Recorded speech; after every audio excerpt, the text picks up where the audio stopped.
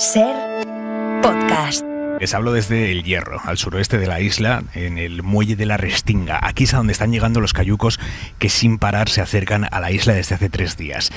En estos 3 días han llegado al Hierro algo menos de 1.500 personas. Y esta tarde nosotros hemos asistido aquí a la llegada de uno de esos cayucos de madera, un cayuco en el que venían en torno a 70 migrantes. Es un cayuco, para que se hagan una idea, del largo de un autobús, algo más ancho, un cayuco pintado de colores muy vivos. Cuando estaba solo unos centenares de metros del puerto, el barco de salvamento marítimo se ha acercado a él para guiarle en la entrada, lo ha acercado al muelle y ahí los voluntarios de la Cruz Roja que acababan de llegar han empezado a desembarcar a los migrantes. Como digo, unos 70, entre ellos 2 niños, 7 mujeres. Las mujeres son las que más exhaustas han llegado, deshidratadas muchas de ellas. Las han desembarcado ellas primero, apoyando a cada una en los hombros de 2 voluntarios de Cruz Roja, porque algunas se sostenían difícilmente en pie. Inmediatamente después han sacado a un hombre que también estaba muy débil, de hecho traía el pie aparentemente roto. A él ha sido al primero al que han tumbado en el suelo, después poco a poco a los demás, en la única zona del muelle en el que hay sombra. El equipo de salvamento marítimo ha sacado de su barco varias bolsas de basura negras, bolsas muy grandes, llenas de mantas, con las que han ido cubriendo a los migrantes. Y una cosa que me ha llamado muchísimo la atención es que, a pesar del calor que hace aquí, muchos de los migrantes llevaban puestos sus jerseys, incluso abrigos, por el frío que han pasado durante la travesía, pero sobre todo porque es la única ropa que traen y porque no querían dejarla ahí dentro del barco. Prácticamente todos van descalzos, sin calzado, cansados, sucios, mojados algunos de ellos. Han empezado a recibir botellas de agua. Los que más débiles están no podían llevarse ellos mismos la botella a la boca y los voluntarios de Cruz Roja se han ido echando el agua a la mano y volcándosela poco a poco a la boca a esas personas. 10 minutos después de la llegada de la patera ha aparecido aquí la primera ambulancia, que ha atendido en primer lugar al hombre que peor está, a las mujeres más exhaustas, y ya después, a la media hora, hemos visto llegar la primera patrulla de la Guardia Civil. Sorprenden estos tiempos, cuando este es el 3er día de llegadas de cayucos a este mismo puerto. Los migrantes siguen ahora mismo aquí en el puerto. De hecho, acaba de llegar hace 5 minutos un primer microbús y está entrando ahora mismo al puerto un segundo microbús que se va a llevar a estos migrantes, o aparte de ellos al menos, a uno de los centros de acogida improvisados aquí en la isla del Hierro.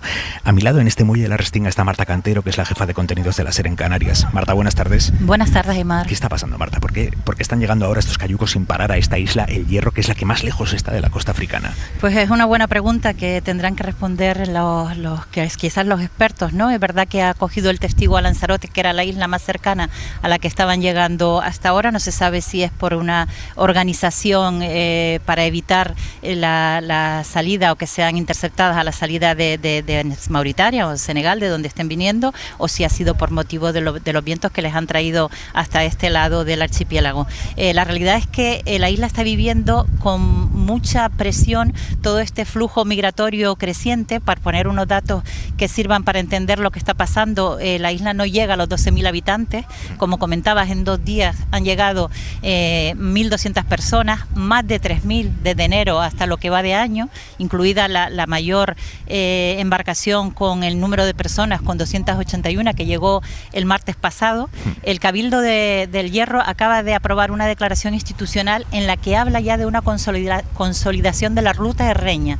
Ellos entienden que se está produciendo un inicio de lo que va a ser un éxodo africano que va a ir a más, así lo dicen literalmente en la declaración, y creen que no están preparados, pese a haber sido un pueblo migrante ellos mismos, que no están preparados para afrontar un fenómeno de estas características. Esto que están escuchando de fondo son los gritos de los operarios del gobierno de Canarias, que están sacando ahora mismo del agua otra patera, otro cayuco. Este no ha llegado hoy, este llegó ayer. Lo están acercando ahora mismo a una zona del muelle en el que con una grúa lo sacan y lo ponen sobre tierra. Los adultos que han llegado hoy y que están a 150 metros de nosotros, igual que los que han ido desembarcando en los últimos días, estos adultos van a ser trasladados, están siendo trasladados ya en esos microbuses de los que les hablaba, a a unos centros, y de ahí irán en los próximos días a otras islas mayores, sobre todo a Tenerife. Esto los adultos, pero otra cosa son los niños y los adolescentes. Ahora mismo aquí en el Hierro hay 197 menores solos, menores no acompañados, que venían sin nadie, sin sus padres. Uno de ellos está hospitalizado. El resto, 196, están repartidos entre un albergue, entre la antigua guardería frontera y otro centro en el que los acogen. Aquí en el puerto, junto a mí también, está Víctor Olazábal, que es el subdirector de Hora 25. Víctor, buenas tardes. Hola, buenas tardes. Ayúdame a describir cómo es este cayuco en el que han llegado los migrantes esta tarde y que los operarios del gobierno de Canarias acaban de sacar del agua antes de empezar a sacar este segundo del que les acabo de hablar. Sí, es una embarcación que tenemos aquí justo delante, a pocos metros. Es de madera, vieja, muy gastada, de unos 20 metros de eslora, repleta de dibujos, como decías antes, por los que han pasado los años y sobre todo las olas. Es claramente una embarcación muy golpeada por el mar. En la proa tiene dibujado un 1 muy grande, quizá una señal de que es el primero que ha llegado hoy, pero como estamos contando, ni de lejos es el primer cayuco que ha alcanzado este muelle en lo que llevamos de semana. Si miramos dentro del cayuco, que está parcialmente inundado, lo que queda son los restos de la travesía. Ropa de deporte sucia, abandonada, bidones de agua, botellas de plástico, bolsas vacías de snacks y comida. Hay un recipiente en el que han hecho fuego, lo dicen las brasas que quedan, seguramente para alumbrarse por la noche en medio del océano o para comer algo. Si no hubiéramos visto cómo ha llegado a puerto y cómo ha desembarcado en el muelle Aymar, parecería que estamos ante un cayuco naufragado. De hecho, los operarios lo han sacado hace menos de una hora y todavía sigue goteando. Los cayucos de madera como este, de madera, se destruyen en cuestión de días. Lo que hace el gobierno de Canarias es desmantelarlos poco a poco para poder sacarlos de aquí del puerto. Hemos visto esta tarde como una excavadora con martillo iba destrozando un cayuco muy grande llegado esta semana y como un camión después se ha ido llevando de aquí del muelle los restos de esas maderas. En ese caso estaban pintadas de azul. Hay otro tipo de cayucos, que son los cayucos de fibra, que son mucho más difíciles de sacar de aquí porque no se rompen tan fácilmente. Esos, nos han contado los operarios, lo que hacen es dividirlos en dos para trasladarlos a Tenerife y ahí ya sí terminan de destruirlos. Le contaba antes a Francino cómo, a pesar del momento tan delicado que es siempre una llegada, con la atención de los migrantes que peor están, en los rostros de muchas de estas personas se veía una sonrisa, que es la sonrisa de felicidad de quienes se la han jugado durante varios días en el mar. Y bueno, al final ven que han llegado, ¿no? Que ahora se abre un camino incierto para ellos, no saben a dónde los van a llevar, qué va a pasar con ellos, pero han llegado. Como llegó hace 3 años Tama, que es un chaval que ahora tiene 26, que trabaja aquí en el Hierro y al que se le agita todo al ver cómo otros jóvenes como él llegan ahora exactamente en cayucos como él, como en el que él llegó, ¿no? Y exactamente al muelle al que él llegó, que es este muelle en el que estamos. Nicolás Castellano, tú estás con Tama. Buenas tardes. Sí, ¿qué tal? Buenas tardes, Aymar. Estamos hablando de las llegadas, estamos hablando de los que están saliendo poco a poco de aquí de la Isla del Hierro. Hay más de 600 personas que han sido derivadas a la península y entre esas muchas historias de los que han desembarcado en este puerto de la Restinga, vamos a conocer la de un joven de Mali que llegó aquí en la Nochebuena del año 2020, que después de unos meses en la península ha decidido regresar a la Isla del Hierro y trabaja aquí en el restaurante Lua, en el Pinar, a muy pocos minutos de ese puerto donde tú te encuentras, y vamos a conocer su historia. Tama, ¿qué tal? Buenas tardes. Buenas tardes, muy bien. Bueno, eres de Mali, tienes 26 años, pasaste por aquí unos días igual que los chicos que se han bajado ese cayuco en un terreno de lucha, ¿no? ¿Cómo fueron esos primeros días aquí en el Hierro? Bueno, llegamos el 25, como tú acabas de decir, el 25 de diciembre de 2020, y en el muelle de la Restinga, y llegamos 42 personas y todo bien. Después 16 días en el campo de lucha y conocí a esa gente, esa familia, y después un par de meses en Península y vuelvo por aquí y estoy aquí con ellos y bien, todo bien. Volviste con estas personas que eran voluntarias en ese campo de lucha, que fueron las primeras personas que tú conociste al llegar al Hierro, te ayudaron mucho y te dieron la posibilidad de volver y ahora son tu familia, dices aquí, ¿no? Bien, ahora bien y todo bien, gracias a Dios. Bueno, ¿qué piensas tú de todos estos chicos que llegan como tú ahora aquí a la Restinga? Me imagino que como tú, que vienes de Mali, vienes de la zona de CAI, una zona agrícola donde hay muchas dificultades para cultivar, donde vienen muchos de los chicos de Mali.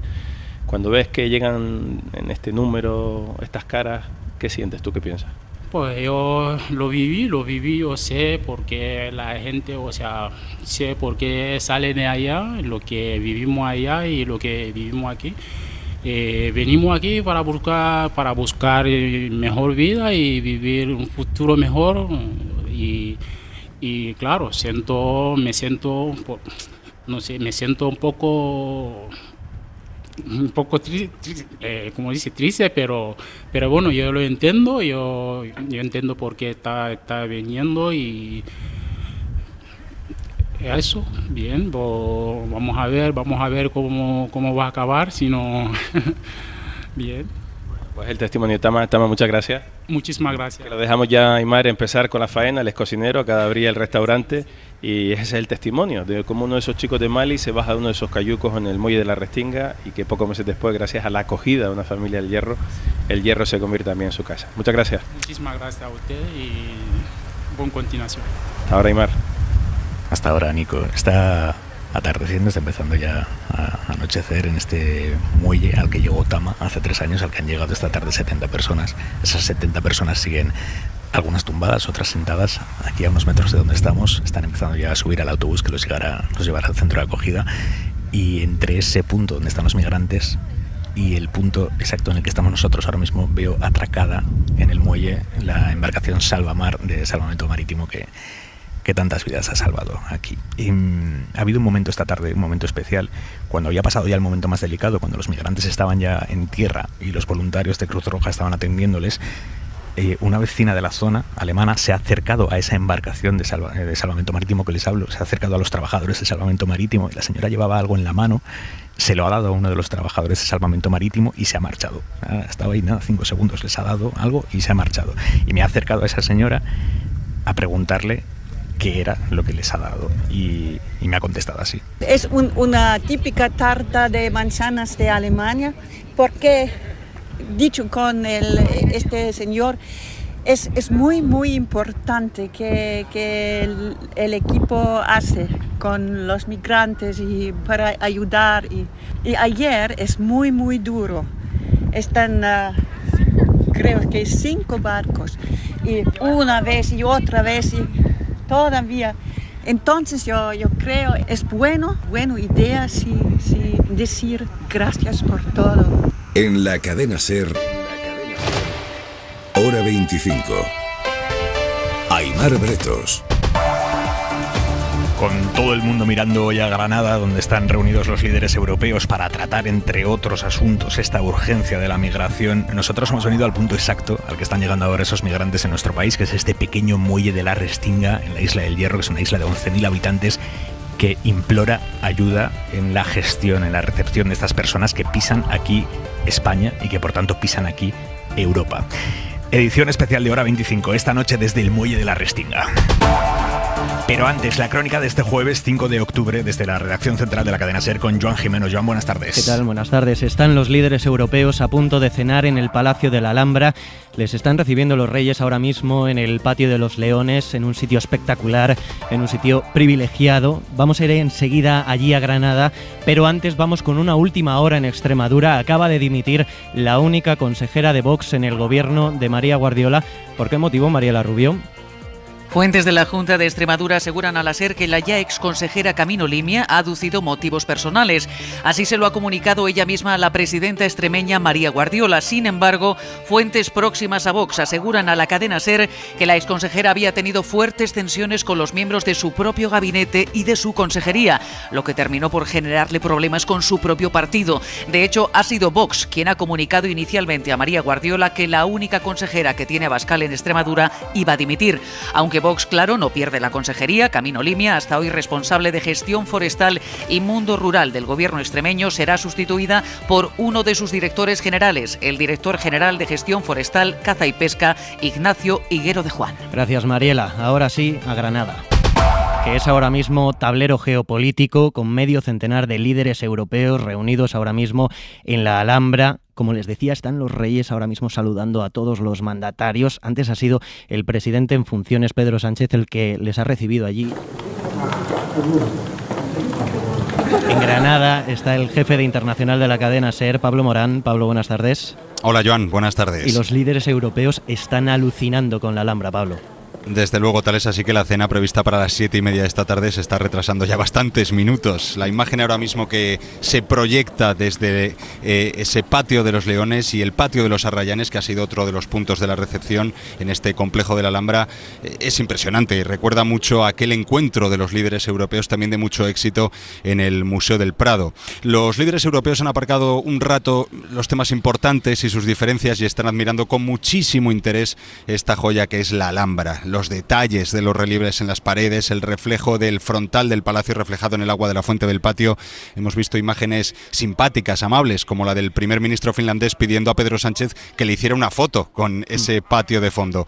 Los reyes, como decías, también han llegado hace unos minutos, ahora están saludando a los invitados en el patio de los Leones. Hace nada, unos segundos estaban saludando a Emmanuel Macron. En el caso de Felipe VI viene de reunirse con el presidente Volodymyr Zelensky, que, como hemos venido contando aquí en la SER, ha sido el gran protagonista en esta jornada de la cumbre. Y si la belleza de la Alhambra no es suficiente para limar asperezas, Joan, pues lo van a intentar con el estómago lleno, con una cena de gala elaborada por el chef Paco Morales, que se ha inspirado en la tradición de la cocina andalusí para el menú de degustación. Hasta 20 platos por comensal se van a servir en la Alhambra esta noche. Y como decías, que el rey Felipe VI, que va a presidir esta cena, se ha reunido con el presidente ucraniano Volodymyr Zelensky esta tarde, que es el principal protagonista de esta reunión de la Comunidad Política Europea. Es su primera visita a España y antes de verse con el rey se ha reunido con Pedro Sánchez, que le ha transmitido el apoyo de España y de Europa en un momento que es muy delicado. Hay mucha incertidumbre en torno a cómo puede cambiar o no el apoyo de Estados Unidos a Ucrania de aquí en adelante, y esta cita, Pablo, en Granada es clave para el presidente ucraniano. Claro, hay que tener en cuenta que Zelensky viene de visitar recientemente Estados Unidos, allá ha podido comprobar lo que ha definido como una tormenta política que está comprometiendo el apoyo de ese país a Ucrania, y lo que pide Zelensky es que aquí en Europa no pase lo mismo. Antes que nada, el reto principal que tenemos todos es salvar la unidad de Europa, y luego es importante para Ucrania tener un escudo defensivo de cara al invierno, porque entonces habrá muchos ataques de Rusia con misiles y con drones iraníes. ¿Cree Zelensky que un parón ahora en la guerra supondría una oportunidad de rearme para el enemigo y una nueva ofensiva todavía más dura de Rusia en 2028? Pedro Sánchez ha destacado en la sesión inaugural de esta cumbre ante el líder ucraniano cuál es el compromiso de este foro reunido en Granada. Nuestra vocación, querido Volodymyr, de unidad frente a la agresión rusa es aún más firme. Lo es nuestra voluntad de cooperación frente al imperialismo de Putin, lo es nuestra apuesta por el diálogo, por la paz, por la estabilidad y por la seguridad de Europa frente al uso injustificado de la fuerza. Y para demostrarlo, Sánchez ha prometido a Zelensky un nuevo paquete de ayuda militar y equipamiento energético que incluye capacidades adicionales de defensa aérea, especialmente destacadas unas lanzaderas de misiles Hawk destinadas a defender las infraestructuras energéticas de Ucrania. Estamos hablando de una cita de alto nivel, el principal evento de la presidencia española del Consejo de la Unión Europea, que a pesar de esta visita de Zelensky ha quedado algo descafeinada por otros factores. El principal es la ausencia del presidente de Azerbaiyán, que se iba a reunir con el presidente de Armenia para calmar las tensiones después de la crisis en Nagorno-Karabaj. También en Granada, enviada especial de la SER, Beatriz Ríos. Buenas tardes. Hola, buenas tardes. Sí, se esperaba que la cumbre pudiera servir para relanzar las negociaciones de paz entre Armenia y Azerbaiyán, pero no ha sido posible. Sí ha estado el primer ministro armenio, que se ha reunido con un buen puñado de líderes europeos y presumiblemente volverá a Bruselas a finales de octubre. We believe in diplomacy. We believe in political dialogue. Creemos en la diplomacia y en el diálogo político, decía el presidente del Consejo Europeo, Charles Michel, que ha invitado a los líderes de Azerbaiyán y Armenia a una reunión para tratar de relanzar ese diálogo. Los puntos clave de la discusión serán un tratado de paz, la delimitación de las fronteras, el intercambio de prisioneros o la cuestión de las personas desaparecidas. We are determined to play a role to support a stable and prosperous Georgia. Estamos comprometidos con un Cáucaso próspero y estable, decía Michel, que defiende que son reuniones como esta las que ponen en valor el papel de la comunidad política europea, porque permiten tener discusiones francas y en profundidad entre los líderes sin la presión de marcarse metas o comunicados conjuntos. Pero el problema es justo que estos conflictos, el de Armenia y Azerbaiyán o el de Serbia y Kosovo, se están enquistando, y que las ausencias precisamente del presidente de Azerbaiyán o el propio Erdogan, por ejemplo, deslucen esa reunión. También la deslucen, por cierto, decisiones como las de la presidencia española de cancelar la rueda de prensa que dejan esta cumbre, tal vez no vacía de contenido, pero desde luego sí de mensaje. Encuentro organizado por España y que en clave nacional tiene como telón de fondo la negociación para la investidura de Pedro Sánchez, que a su llegada al Palacio de Congresos de Granada le han preguntado por la amnistía. Sí, yo sé que esa es la pregunta que se hace. Incluso me dicen por qué no se refiere a ella directamente. Estamos negociando Estamos negociando con los distintos grupos parlamentarios y cuando tengamos una posición concreta al respecto, después de reunirme con todos los grupos parlamentarios, fijaremos la posición del Partido Socialista Obrero Español. La coalición canaria ha buscado coger peso en esa negociación, ofreciendo su único voto para intentar marginar a Junts. Con el sí de la diputada Cristina Valido, al PSOE le bastaría con la abstención de Junts. Lo ha dicho Fernando Clavijo, que es el presidente de Canarias y líder del partido. Si es cierto que Junts tiene la llave de la investidura, no es menos cierto que Coalición Canaria tiene el llavín de la gobernabilidad de este país. El señor Puigdemont no tiene por qué ser el director de la España contemporánea. Coalición Canaria está en disposición de convertirlo en un actor secundario. Pero minutos más tarde, Junts ha desactivado esta opción, diciéndole al PSOE que en ningún caso se abstendrán, que si voto en la investidura será sí o será no. Negociaciones abiertas, de momento sin horizonte conocido, porque todavía no hay fecha para la investidura, algo que indigna en el Partido Popular. La número 2 en Génova, Cuca Gamarra, exige a la presidenta del Congreso, Francina Armengol, que fije ya la fecha del pleno de investidura. Y exigimos desde el Grupo Parlamentario Popular que se fije esa fecha y ese pleno ya por parte de la presidencia de la Cámara. No puede ser la presidenta de la Cámara una marioneta del presidente del Gobierno, haciendo que este poder no funcione como un poder independiente, y muchísimo menos puede ser la marioneta de un prófugo de la justicia como es Puigdemont. Hay más de 3.000 personas que van a volver a dormir esta noche fuera de sus casas en la isla de Tenerife por el incendio forestal que empezó el 15 de agosto y que se ha reactivado en estas últimas horas por las altísimas temperaturas en Canarias. Allí están los militares ayudando ya desde ayer en los trabajos de extinción del fuego y que está complicando, como decía, esas altas temperaturas. ¿Cómo van a evolucionar en las próximas horas? Jordi Carbó, buenas tardes. Buenas tardes. En el área del incendio de Tenerife es de los puntos del archipiélago canario donde menos está subiendo estos días las temperaturas, pero aún así va a hacer calor, con máximas cercanas a los 30 grados y a ratos viento fuerte, sobre todo en medianías y en las cumbres. En cambio, en el resto del archipiélago, los próximos días máximas entre los 35 y 40 grados, y en la península y Baleares, pues más de lo mismo. El viernes se presenta soleado, ambiente solo un poco fresco a primeras horas de la mañana, después durante la tarde, temperaturas máximas de 25 a 30 grados en la mayor parte de poblaciones, alrededor de los 35 en el suroeste de la península.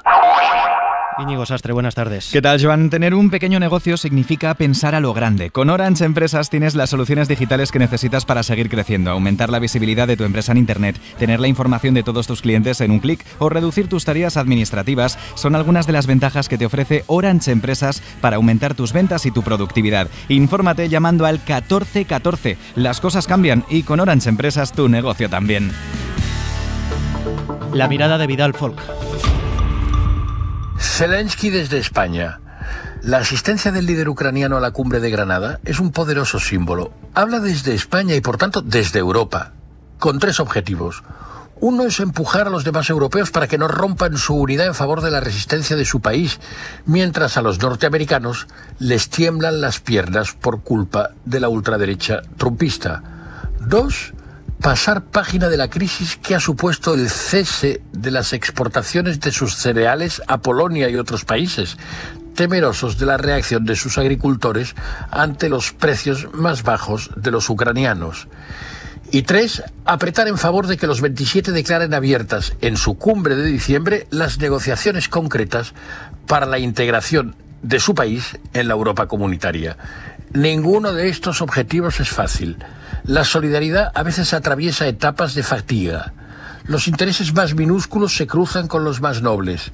Y la Unión Europea, antes que ampliarse más, o al menos en paralelo, debe prepararse bien para cualquier nueva integración, con un mayor presupuesto y con menos derecho a veto interno de esos que paralizan las tomas de decisiones.